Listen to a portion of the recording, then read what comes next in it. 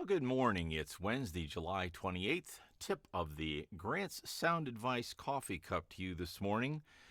It's Potpourri Wednesday when I just talk about anything that comes off the top of my head. That should scare a lot of you. But one of the things that I do often for people is that I'm a virtual moderator or sometimes what I call a virtual host.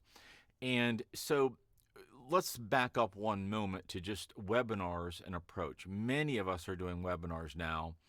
And what I am seeing more and more as I am doing this more and more is people come to me and say, I want you to run my meeting. Okay. I want you to be the presenter. Okay. I want you to take all of our information and tell people about it, which is kind of the presenter thing. I'm just trying to give you different ideas. We have a sales presentation on a new widget. We want you to present the widget. Okay, presentation. We want you to play music and introduce people. That's more moderator. We want you to let people in the room and monitor chat. More moderator. I'm never on screen.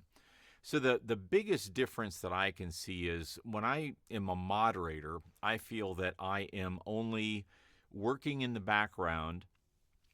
I've worked for one lady several times doing her webinars, and right at the beginning, I pop my screen on. She says, hi, this is Grant. He'll be monitoring the chat if you have any questions. It looks like my name, but just go ahead and ask, and Grant will help you. And boop, I'm out. I mean, literally 15 seconds, 10 seconds, that's the only time you see me. It's not about me. It's about the presentation. She's the presentation, whomever is the presentation. I'm just there to manage, play music, introduce people if you have multiples. It's not, I'm not really on screen. It's not about me using presentation skills. Now we move over to virtual host. So virtual host, at least in my mind, means that I'm going to be on screen.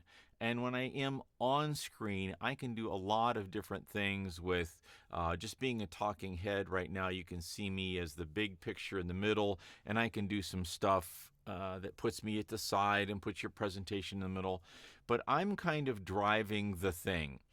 I'm doing your product presentation. I'm telling people about your offer. I'm telling people why you should work for a company. I may be pretending that I am a spokesperson for your company. And that's all fair game to me. But usually I'm not moderating also. And there's a difference there. It takes a lot of head management, if you will, to make sure the presentation's tight, to say the right things. I may be watching a script and making sure I'm saying the right things. Like right now, I've got a quasi teleprompter right behind the camera where I can pick up my notes and make sure that I say virtual moderator versus virtual host, that kind of stuff. So what do you want me to do? And that's the first part of the conversation. Do you want me to moderate or host? And the biggest difference there is, am I on screen or am I not? So how much, how do you do in front of a camera? And that's the next question I would say to ask yourself. I've got some amazing people, friends that are in my life that don't do well in front of a camera. It's not their gig. Man, they are intelligent, they are sharp, they are everything you'd want to be in a friend, but some people just shouldn't be in front of a camera.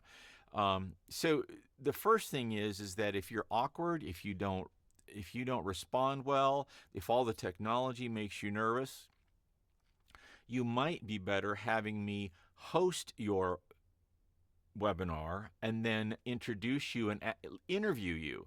That kind of takes the pressure off of you as far as presenting. So I guess that's almost a third, moderator, host, and interviewer. So I could interview you. What are you trying to accomplish? Most of the people I talk to really don't know. They know they want to do a webinar, but when I ask them what they want to accomplish, I get like I want people to buy my product. Well, then I get the script and it has nothing to do with buying the product.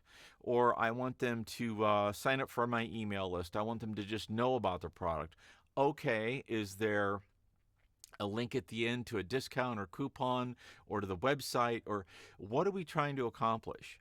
And years ago when I taught National Speakers Association candidates stagecraft and PowerPoint and presentation skills.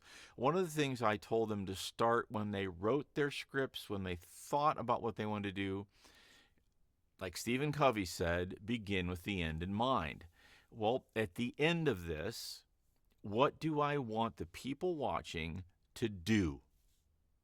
How do I want them to feel? Is there an action? Do I want them to be sad? Do I want them to be angry? Do I want them to be motivated? Do I want them to, well, have that in mind? And then after I feel good or bad or happy or sad, gosh, there's a little song in there, wasn't there? What do you want me to do? I was on a webinar yesterday learning my part for one I will do next week. And at the end, that was the softest call to action I've ever heard. And it was just like, if you were sipping your coffee cup right then, you missed it. And while I am not a big fan of hard sell, I am a big fan of obvious intent. So these are all some things to think about. I would love to talk to you about your virtual webinar. If you want a moderator, an interviewer, a host, I would love to do those things for you. But let's have a conversation. Hit me up at grantsvoice.com, voicepro at grantsvoice.com. Would love to talk to you about that. Hit the like and subscribe button if you would, and share this with your friends. And let's have a great webinar for you. Have a great Wednesday. See you tomorrow.